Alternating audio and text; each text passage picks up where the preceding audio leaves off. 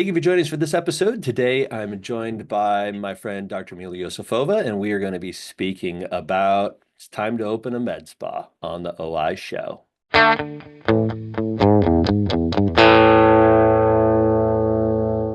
Thank you for joining us. Hey, Dr. Mila, how are you, my friend?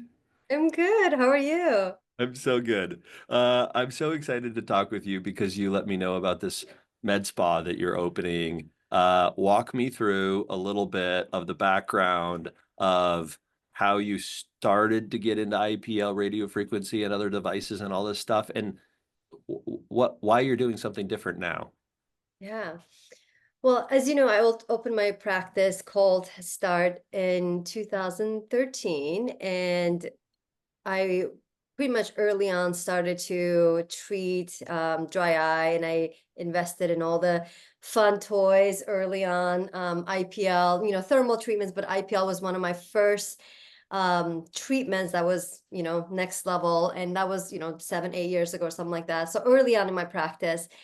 And then as you know, you've been treating patients with IPL too. You know that there's benefits, the skin benefits. So all these patients were saying, "Hey, my skin looks great," and that was one of the actual appealing things when you were discussing this treatment with patients. Like the bonus is that your skin is going to look nice, and you're going to get rid of this rosacea, or we're going to get it under control. We're not going to get rid of it completely. Right. So there was a little bit of that spark, and like, okay, there's a little aesthetic bonuses that we're talking to patients about.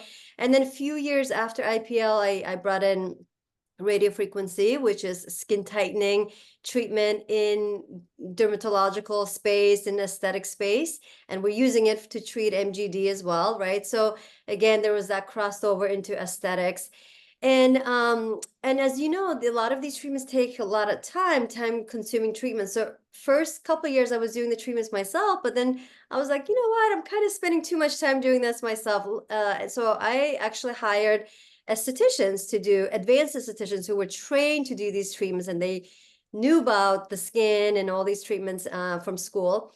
So my estheticians started to do these treatments, and then they were like, well, I want to start doing facials. I want to do this and that. So again, the thoughts organically started to grow into aesthetics, doing a little bit more. I added like a hydrofacial, microneedling and things like that, which in Oregon, well, we'll talk about the laws and all that. But essentially, that's how it started. It was not something that I wanted to do from early on.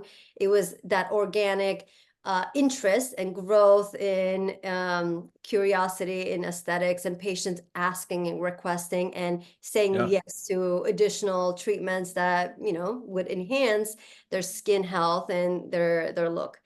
And now, Now, when you started your practice, you were wise and you bought your space. And so you own your space. I've seen your space.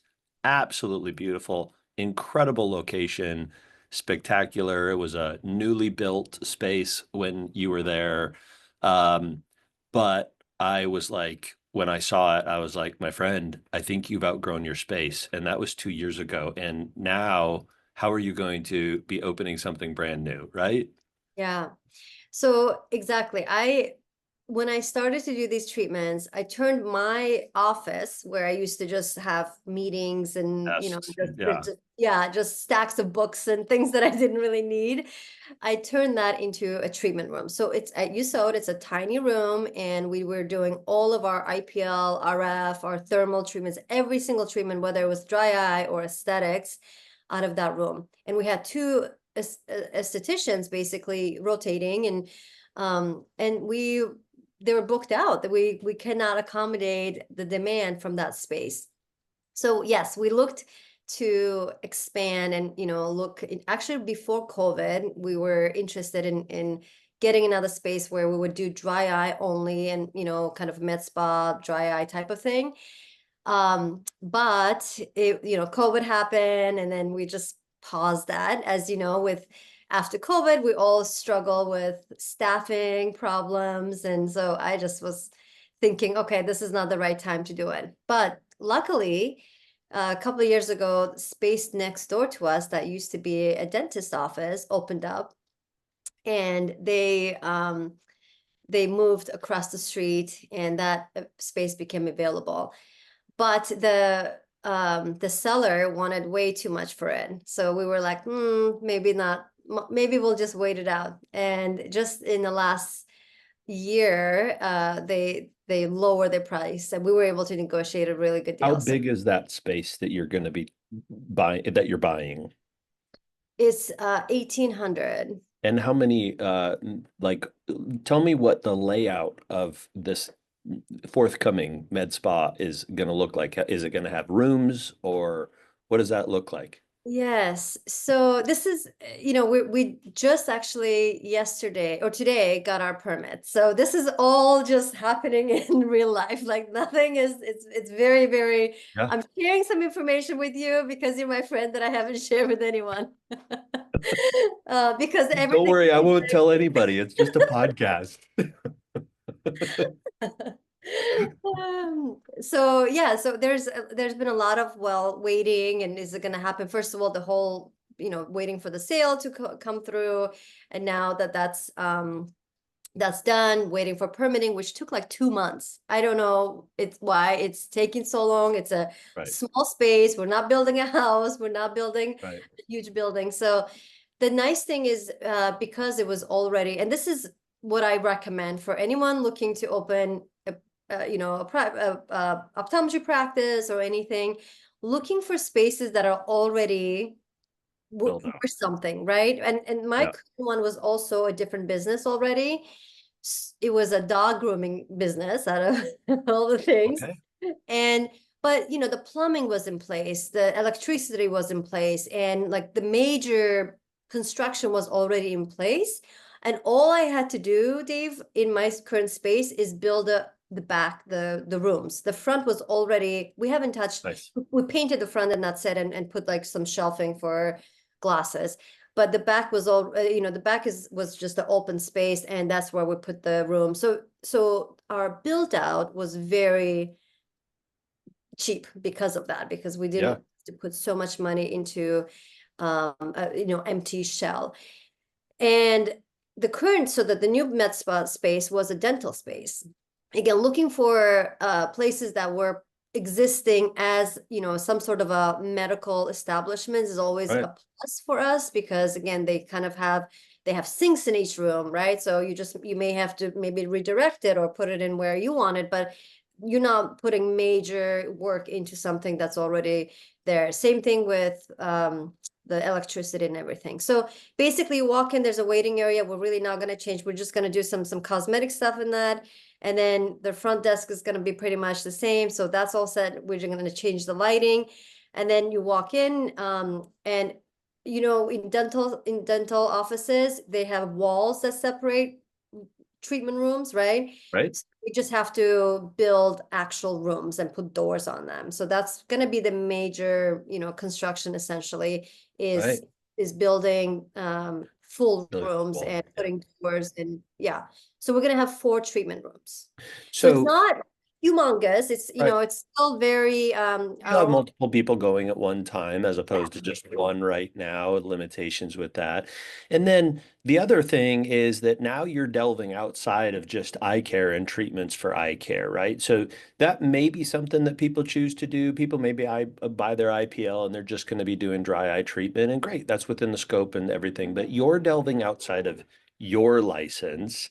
And now you're actually just start opening another business, right? And you have no medical licensure to, do these sort of things, which I commend you in as an incredible entrepreneur that I've always known you to be. So what does that look like? You now have to delve into an arena, medical director sort of things. And what are the options for that? Are you partnering with somebody? Yes, there are really, I mean, so yes, you have to know your state laws, right? So there's some things that are within our scope we can do, and then other things that, so for example, one of the services that I'm going to provide, hopefully, is IV therapy, IV nutrition therapy. And in Oregon, and I checked with my board, it's within my scope. You'd be surprised, but it is within my scope. I have injectables here, so I do injectables, like Kenalog injection onto the lid, so I do that. And so that whole microneedling has been kind of a gray area because again, we're injectables is within the scope, but it's also we are now stepping a little bit on that gray zone where we're doing a lot of the aesthetics, like for example, Botox and fillers are not within our scope. So we have to, just because we have injectables, doesn't mean we can do those. So again, checking with the board, and some things like plasma pen within my scope. I can do plasma pen on the conch. I can do on the lid, because again, it's I check with the board within my scope because it's in the category of RF. But then, and I didn't want to, again, with this med spa, I didn't want to have the limitations of like, is it within my scope? Is it not? You know, if I want to bring in like do injectables, You don't that's want to think about that. Yep. yeah, I don't have to think about it. So I looked into having a medical director. So when it comes to medical director, that's another big thing to really think about, like who you're going to be partnering with. And you can have ideally I wanted someone physically, like a friend, who, or someone I know well, which I know a lot of my colleagues that do have medical directors, they've gone that route. Like they just like, oh, my friend is an MD, she's my medical director, and they just sort of pay them an X amount a month for that service. And so if there are some limitations when it comes to that. First of all, having the support, having the actual knowledge base, right? Like just because somebody who is your significant other or whatever, like they may not, just because they have an MD behind their name doesn't mean that you're going to have everything, all the protocols, all the, if there's if there's adverse events and Right. things like that in place. So I sort of looked at, I do have friends that I considered and kind of explored that area possibility. And pretty quickly I decided, first of all, I don't want to ruin any like friendships in case if Yeah. there's issues. Second of all, compensation is always that thing too. Like you don't want to underpay someone, you don't want to overpay someone. So, and then the third thing is, yeah, the liability and like really risk, and really if I'm stepping into something that's kind of unknown for me, and really I want to be protected from all angles, and I want to be able to fix problems when problems do arise. And then that's Right. when it's gonna happen. It's when you're doing injectables, you're doing cosmetic things, there could be some adverse, and they will be, I'm sure, some adverse events, and I want to have basically a team of people that can help me get through it and Right. fix the Right. issues. Solve those problems. You want more than just a signature of somebody's name overseeing it. You want all of those applicable things. What Yeah. are the things that for many optometrists, they may or may not know what is all involved and is included in a med spa. What kind of things do you foresee that you're doing now that you will do then, and that you're not doing now that you will add to do? So, one of the things is laser. So we're actually looking into lasers, and that's of course outside of our scope. So right now we have, we're doing skin tightening, we're doing skin, color, hi, appearance. Um, but we don't have cute, but we don't have any like resurfacing, treatment. So laser would be for resurfacing, one thing, and also injectables. So my I really want to go into it with a different mindset. As I'm also a nutritionist, so I love doing things from healing things from inside out. So I'm going to incorporate nutritional support. We're going to have like IV nutrition, like that I talked about. So I really want to focus on skin rejuvenation, skin health from inside out. So not just doing things on Mhm. the surface, injecting and things like that. So Botox and fillers are sort of, I'm putting them on the back burner, so I'm not gonna lead with that. So I'm not saying I'm not gonna provide those services for people that want that, but I'm looking into like cosmetic acupuncture, doing things where we can replace Botox and fillers, enhancing the skin's own or muscle, function and skin function and things like that. So those are the things I'm thinking. But again, when it comes to any med spa, the expectation is there for those other things like Botox and filler. So there are patients that are gonna request those services anyway. Yeah. So again, I'm gonna potentially have those services, and so I want to be protected and have the medical director for, I'm going to have an injector anyway to do, again, IV nutrition and things like that, even though I have a phlebotomy license and I can do it myself. But Yeah, again, you shouldn't rely just on you. What kind of things are you going to be doing with this IV support? What do you mean by that? Many people may not know what you mean by that.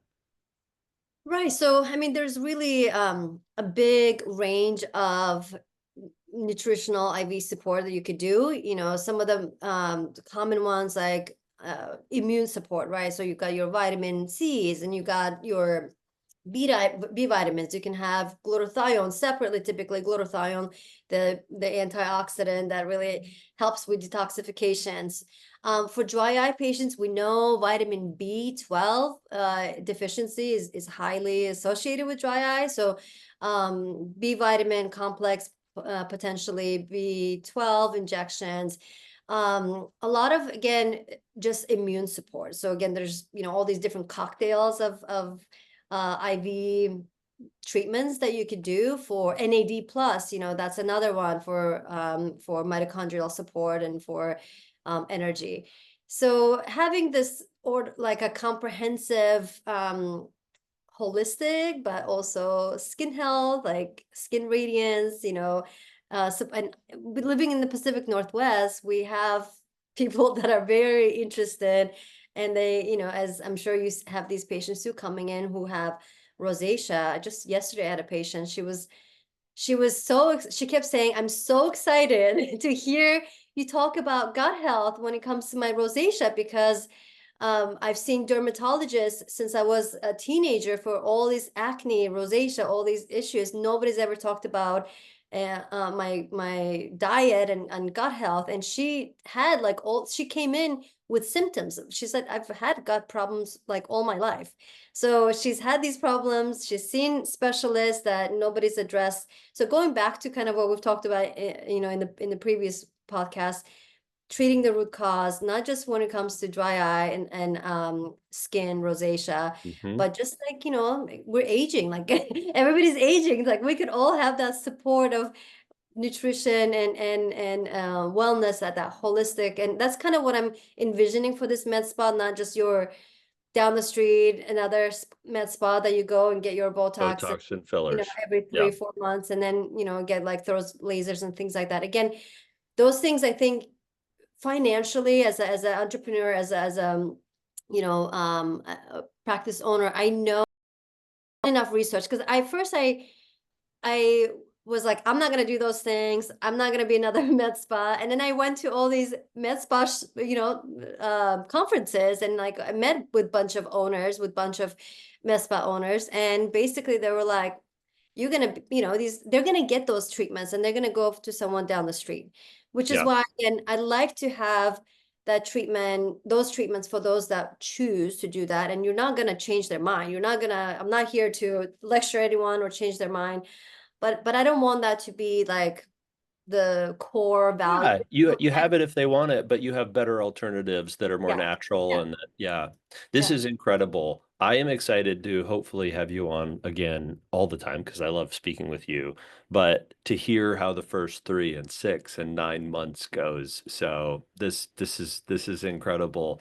Uh I always hear something new from you about what's going on and what's exciting. So thank you for sharing about your adventure and this journey that you're on. It's so cool. Thanks for having me. Yeah, I'm yeah, excited. absolutely. And thank you for joining us for this episode. Make sure to like and subscribe and stay tuned next time for more incredible people like Dr. Mila Ioussifova.